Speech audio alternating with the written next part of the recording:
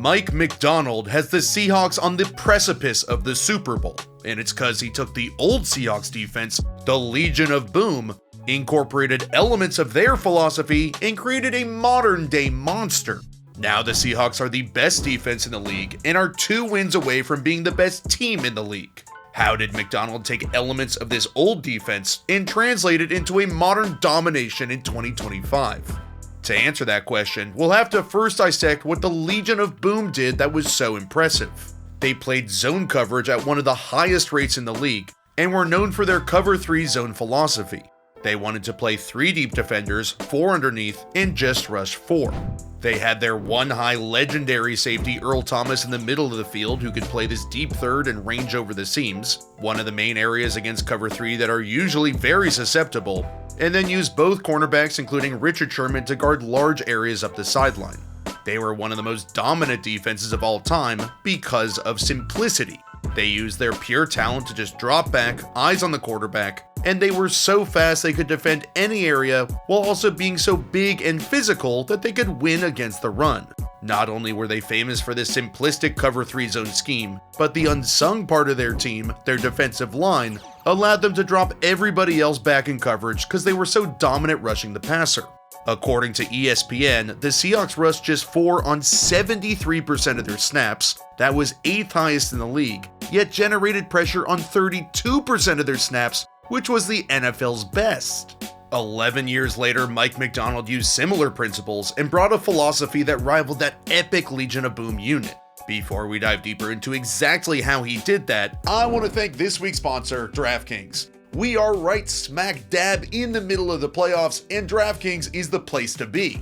Chicago versus Los Angeles is going to be awesome. All 4 games are going to be. Can Chicago's offense keep going like we've seen today? And then I'm most looking forward to Seattle and San Francisco.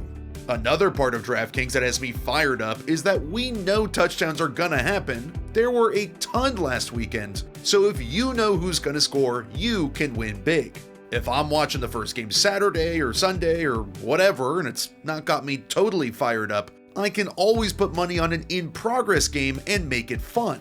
New customers turn $5 into $300 if your bet wins, paid instantly in bonus bets. The crown is yours. So if you use my promo code ROLLINSNFL, turn $5 into $300 if your bet wins, paid through bonus bets. To understand the evolution of McDonald's philosophy, we have to go back to his time in Baltimore. As their defensive coordinator in 2022 and 23, he designed one of the best defenses in the league, and while his scheme was similar to what it is now, he leaned more on deception, exotic pressures, and sending weird looks at the quarterback, different than what the Legion of Boom did. When he got to Seattle last year, started building the roster out with John Schneider, the depth of the defensive line became a clear strength. Ideally, any defense just rushes 4, that means you get 7 bodies in coverage. If you rush a 5th or even a 6th or more, you're taking guys out of coverage, technically making it easier on the quarterback. I mean, he does have the blitz flying after him. But since the Seahawks have 3 different linemen with 7 or more sacks and 40 or more pressures, between DeMarcus Lawrence, Byron Murphy, Leonard Williams, Jaron Reed, Uchenna Nwosu, this is a deep defensive line, which allows Mike McDonald to just rush 4, keep 7 in coverage, making it easier on his secondary. That is one way he's similar to the Legion of Boom, and so is the insane amount of zone coverage he plays. In 2023, he played just 69.7% zone coverage, while now in 2025, that number's all the way up to 77.5%. So just like the Seahawks of old, McDonald's just rushing 4 and playing zone coverage on 3 of every 4 snaps. You can see here this allows him to be less aggressive with blitzing, just 19.3% of the time he's sending 4 or more rushers. And yet the Seahawks are near the top of the league in pressure rate, hurry rate, sacks, barely allowing explosive plays.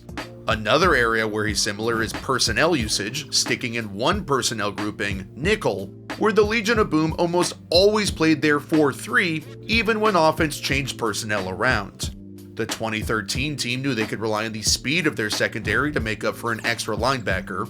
Even when offenses trotted out a 3rd receiver, the Legion of Boom wasn't worried about getting beat with speed, which is similar to how McDonald does it.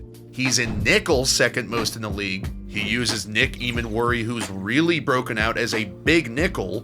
Big nickel is a safety who is fast enough to play cornerback. not a ton of 6'3", 220-pound nickel cornerbacks.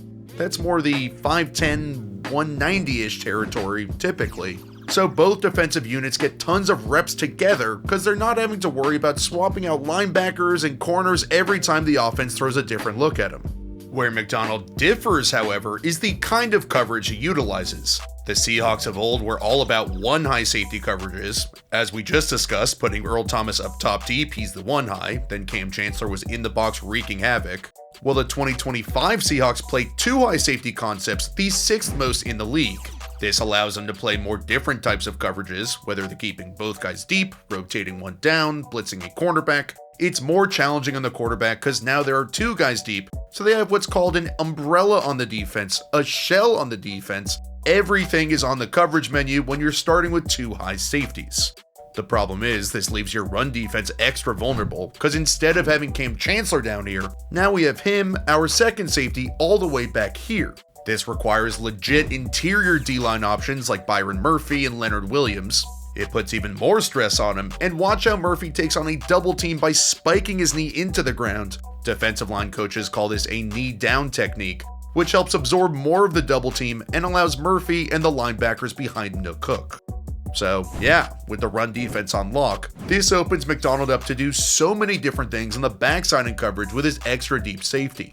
An interesting wrinkle is how often he plays his cornerbacks in man coverage. Despite the overall structure being zone, Devon Witherspoon, Josh Jobe, Reek Woolen are all legit speed guys who can cover you from outside in across the field. Then when you're playing this much zone coverage too, your linebackers have to be able to cover wide receivers in space, and Ernest Jones, Drake Thomas, this Seahawks defense is about speed, speed, speed.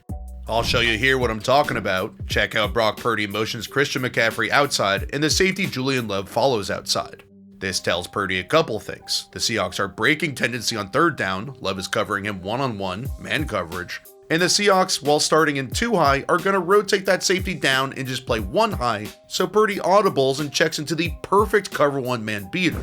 This is Spear, which is just two wide receivers running away from cornerbacks one-on-one. If you're worth your salt at all as an NFL wide receiver, you're winning your route in just a straight foot race across the field. For Purdy, wherever the safety goes over the top of, he's going to throw to the other crosser. But the coverage on these receivers is like white on rice. The speed of this secondary in man is unreal. And here's the other thing, against this front, you just can't run these deeper concepts unless your offensive line is dominant, or else, I mean, look how fast these ends are tearing up the field and ruining the play. And by the way, Purdy did play great this game despite his stats. While I said they don't really blitz, it's fun to see McDonald use changeups and bring the heat, where when they do blitz, they were second in the league in sacks. He'll bring out of nowhere a wild double cat look, that's two cornerback blitzes on the same play.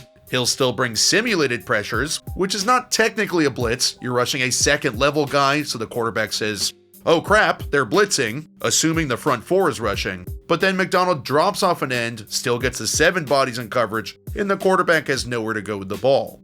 He also liked bringing traditional fire zone blitzes with 5 defenders to one side to overload the protection. If he's sending normal blitzes, he's getting pressure, simulated pressures, he's getting pressure, or just rushing his front four, this Seattle Seahawks defense is a nightmare.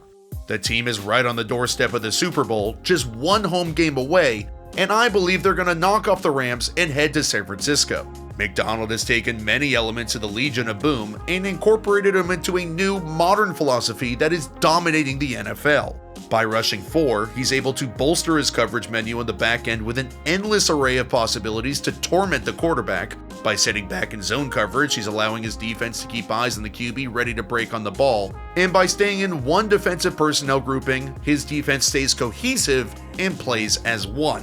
While the offense isn't nearly as dominant, the Seahawks look to be the best team in the NFL. Just like the Legion of Boom so long ago, it wasn't about the offense going out and dropping 30, it was the defense that was the face of their team, won them a Super Bowl, and made the 13 team legendary. Well, with the way this version has been playing, a 41-6 blowout of their rivals, with another massive win, and again in the Super Bowl, this team could also become legendary.